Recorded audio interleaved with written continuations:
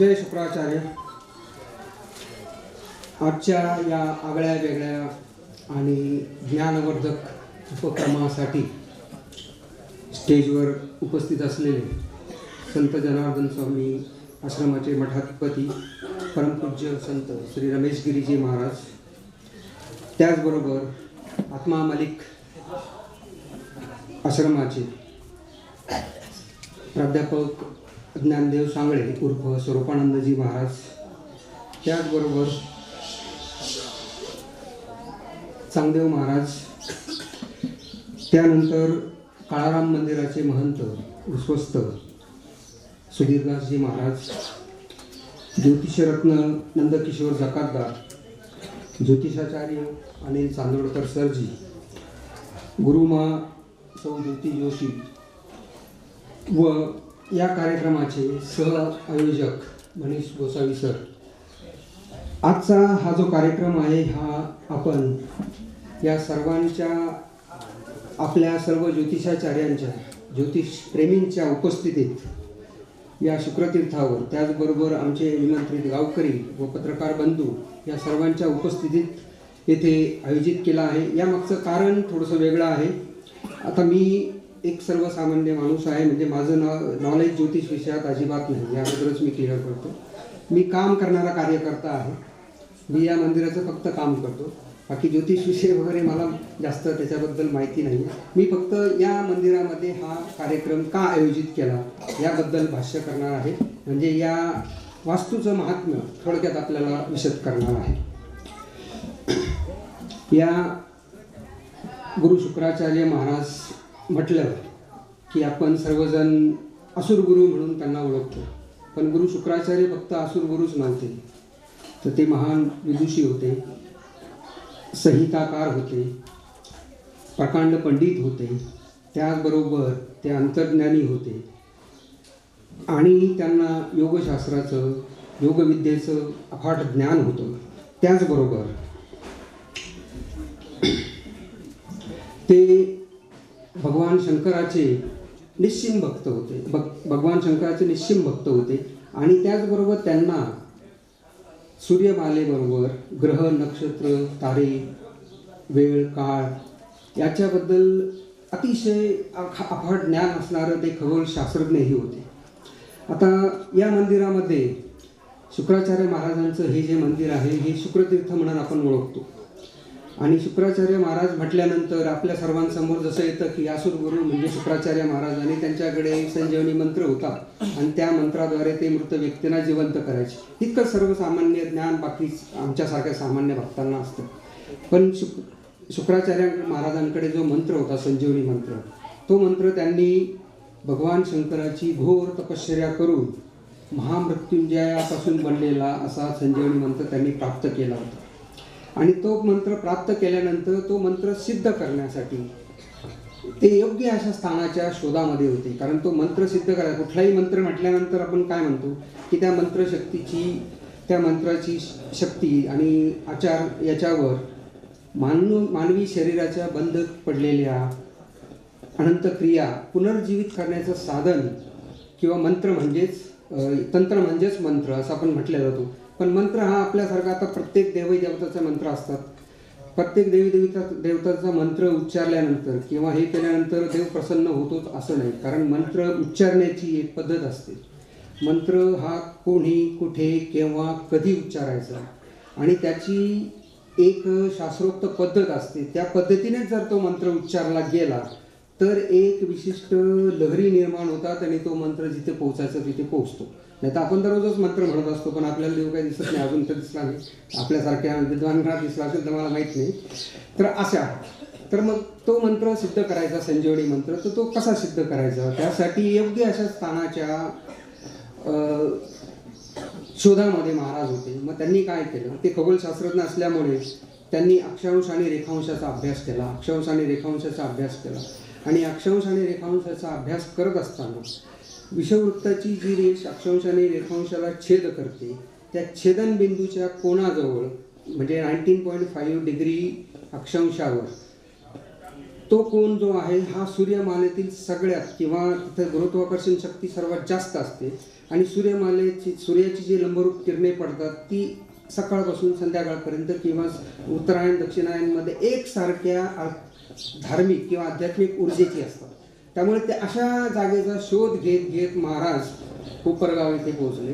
म्हणजे कोपरगाव येथे हा जो परिसर आहे कोपरगावचा 19.5 अक्षांशावर व 74.32 रेखांशाचा जो छेदन दिलेला कोन आहे तो कोन म्हणजेच पूर्वीचं शुक्राचार्य महाराजांचं आश्रम जे आता आपण शुक्रतीर्थ किंवा ज्याला शुक्राचार्य महाराजांचं मंदिर म्हणतो ती ही जागा आहे. तर ह्या जागेचं महत्त्व भौगोलिकदृष्ट्या आणि खगोलशास्त्रीयदृष्ट्या इतक्या महत्त्वाचं आहे आणि त्याचा शोध घेत घेत महाराज इथे आले आणि त्यांनी आश्रम स्थापन केला आणि आपल्या संजीवनी मंत्राचा त्यांनी वापर इथे प्रत्यक्ष रूपात केला. हे एक झालं स्थान. तो इतकं बायफर्केशन इतकं ॲनालिसिस झालंय की ज्योतिष नयना असं आलंय. या वेदपुरुषाचे ज्योतिषी काय डोळे आहेत, नयन आहे. त्यांनी तो पात्र आपला धर्म अत्यंत उत्तमरित्या मांडावा आणि प्रभू रामचंद्रांचं त्या ठिकाणी स्मरण करीत शुक्राचार्यांचा विचार घेत दर्शनशास्त्र नावाचं जे शास्त्र आपल्याकडे मांडलं गेलंय त्या दर्शनशास्त्रावरती कौटिल्य अजून काही बोलतोय आणि कौटिल्य आधार देताना शुक्राचार्यांचा राजनीतीचा आधार देतो. कारण आपण जर पाहिलं तर पृथ्वीराज चव्हाणांनी 13 वेळेला गौरीला सोडलं. तर शरण आलेल्या माणसाला सोडून द्या हा फार ज्येष्ठ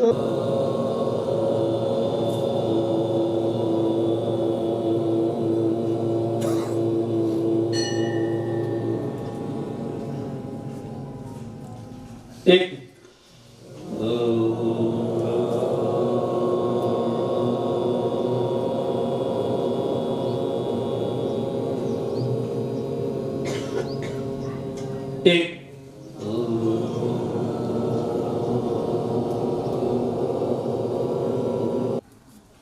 कोपरगाव पेठ देवस्थान परमपूज्य सद्गुरू शुक्राचार्य महाराज मंदिर ट्रस्टच्या वतीने या ठिकाणी कार्यक्रम आयोजित केला आहे. तो कार्यक्रम म्हणजे अखिल भारतीय ज्योतिष शास्त्राचे प्रवक्ते आणि त्या माध्यमातून या ठिकाणी अधिवेशन आयोजित केलं आहे. अधिवेशन आयोजित करीत असताना या ठिकाणी अनेक मान्यवरांची या ठिकाणी उपस्थिती आहे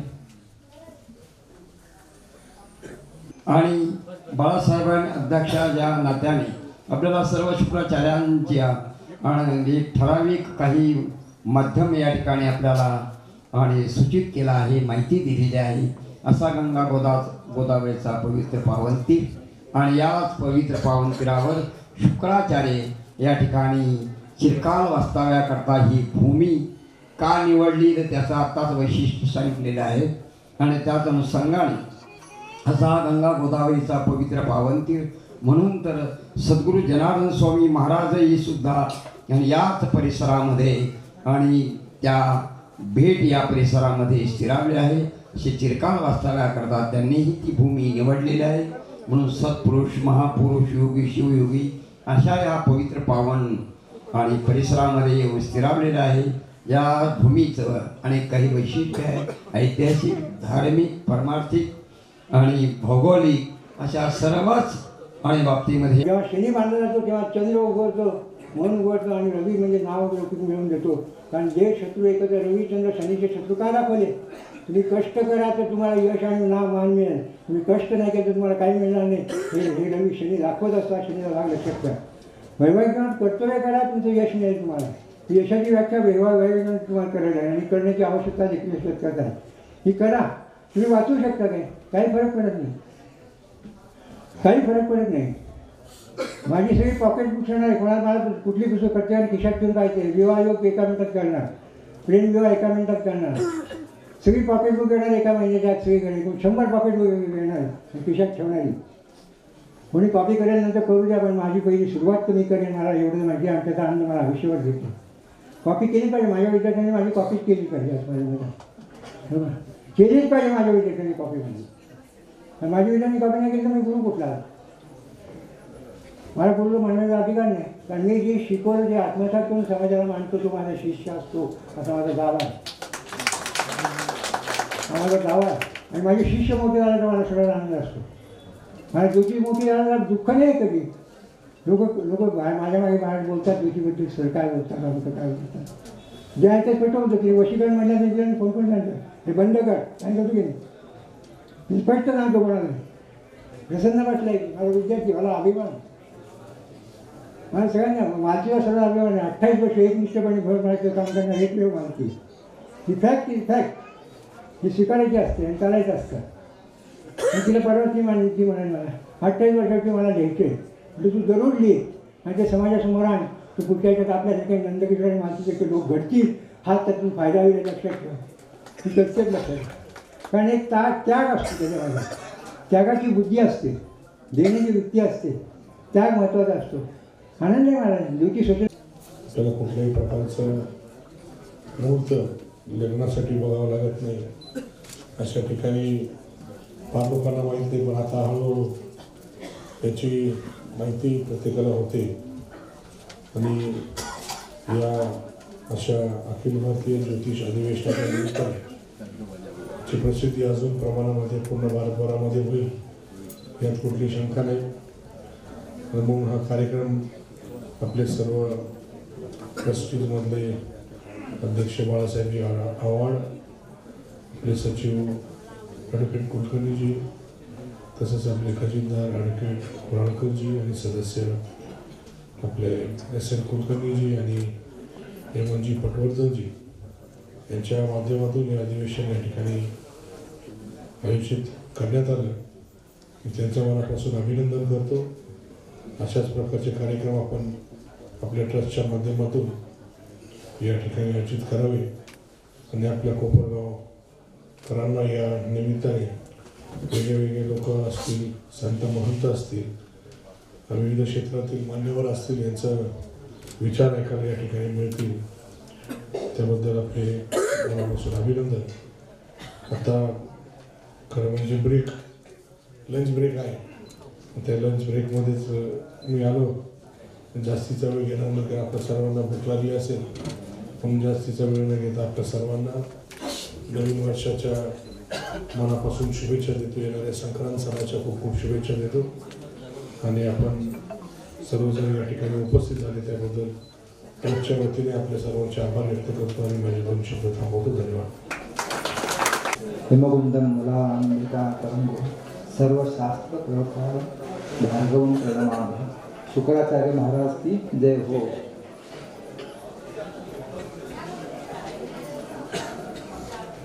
आजच्या संमेलनाचे आयोजक माननीय बाळासाहेब आव्हाड, त्यांचे सहकारी मनीष गोसावी सर, व्यासपीठावरील सर्व मान्यवर जे समोर उपस्थित असलेले सर्व मान्यवर,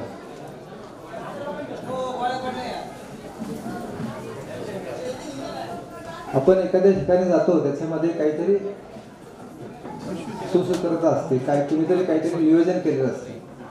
बाळासाहेब हे निमित्त आहेत किंवा गोसावी सर, आम्ही दोघंही कोणाला बघितलं नव्हतं, ओळखलं नव्हतं. तुमचे काही योग असतात त्याच्यामध्ये. एखाद्या ठिकाणी जाण्यासाठी सुद्धा, एखादं स्थळ बघण्यासाठी सुद्धा तुमचं स्वतःचं काही प्रारब्ध असेल, त्याशिवाय तुम्ही इथं आलेले नाही किंवा मी सुद्धा आलेलो नाही. तुम्ही सहज बघत असतो की मी कुठं गेलो की काय आज काय कारण नाही असेल, आपण इथे असं काय कारण असू शकतं. तुम्हाला पण ते लक्षात आलं असेल, कदाचित तुमच्या पण काही योग तुमच्या लक्षात आले असतील. मी जेव्हा विचार केला तेव्हा मी म्हटलं आज काय आहे असं की आपण या ठिकाणी आलो, आपल्याला कधीच इकडे येणं झालं नाही, आजच काय आहे. काही कोणाशी परिचय नसताना आपल्याला इथं बोलवलं गेलं किंवा आपण इथं काहीतरी आपलं ज्ञान देण्यासाठी किंवा वाटण्यासाठी आलो आहे. आणि हाच मोठा भाग आहे. आपल्याकडे येतात ते शुक्राचार्यांचे प्रतिनिधी म्हणून येत नाही कोणी आपल्याकडे गुरूंचे प्रतिनिधी म्हणून येतात. मग गुरुला समन्वय साधायचा असतो. मगाशी जे म्हटलं, मालकाचा पण आणि कामगारांचं पण, दोघांमधलं मॅचिंग करायचं असतं. आणि ही वृत्ती जी आहे ही वृत्ती आजची आहे का? तर नाही. मग अशी रामायण महाभारताचा उल्लेख झाला. आत्ताच्या काळात मागणी करायला आपल्याला माहिती आहे.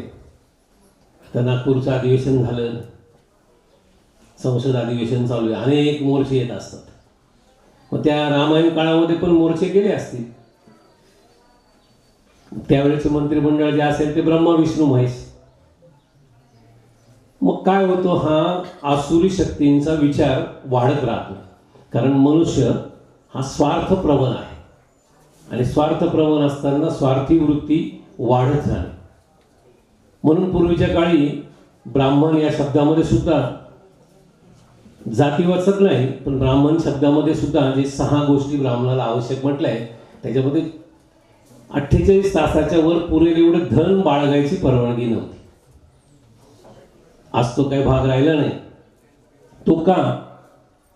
तर रोजच्या रोज मागायचं, रोजच्या रोज संपवायचं, हा भाग होता. कारण स्वार्थ विरहित असलं पाहिजे. पण आज उलट झालेलं आहे हे पण आपण जाणतोच. ते रामायण काळात मोर्चे गेलेत, भगवंताला अवतार समजले पाहिजे. ग्रहाचा विचार तर खूप दूरचा झाला. अर्थात म्हणजे काय म्हणतो आपण त्याला की साधना, साधक आणि साध्य या अशा वेगवेगळ्या गोष्टी आहेत. इथं या टप्प्यातनं गेलेले अनेक जण आहेत. तथापि जास्त वेळ न घेता मी परत एकदा असं अधिवेशन परत एकदा तुम्ही घ्याल, व्यासपीठाने परत एकदा तुम्ही अधिवेशन असं परत एकदा घ्यावं. आम्ही येणाऱ्या काळामध्ये आणखी बहुसंख्येने आम्ही उपस्थित राहू अशी करतो. त्याचप्रमाणे माझे कोणी म्हणजे सगळ्यांचे नाव घेणं मला शक्य नाही आहे. तथापि प्रामुख्याने आयोजक जे आहेत, पुराभूषण मनीषजी गोसावी, नंतर आदरणीय व्यासपीठ आव्हाड साहेब, जकादार साहेबांची पण भेट झाली, फार आनंद वाटला. मालतीताई, शुभांगिनीताई, तर सर्वांना मी मंगलमय कामना देतो आणि व्यासपीठाचे आणि गुरु महाराजांचे आशीर्वाद घेऊन पुढच्या मंगल कार्याला मी जातोय. कारण की मला एखाद्याने विचारलं की तुमचं कार्ड आहे का? प्रत्येक राशीच्या खाली प्रत्येक ग्रहाने त्या राशीला म्हणजे त्या भावाला किती गुण दिले आहेत ते दिलेलं असतं आणि या सगळ्यांची टोटल खाली आली असते कुल बिंदू म्हणून. जी 337ची लाईन आहे ती आपल्याला बघायची आहे, खालची लाईन बघायची नाही. त्या काळामध्ये लोकांना भरपूर वेळ होता, त्यामुळे 60% मार्क मिळाले आणि 40% मिळाले नाही ते पण सांगायचे. आता आपण सांगतो 60% मार्क मिळाले. तर हे असं अष्टक वर्गाचं गोष्ट आहे.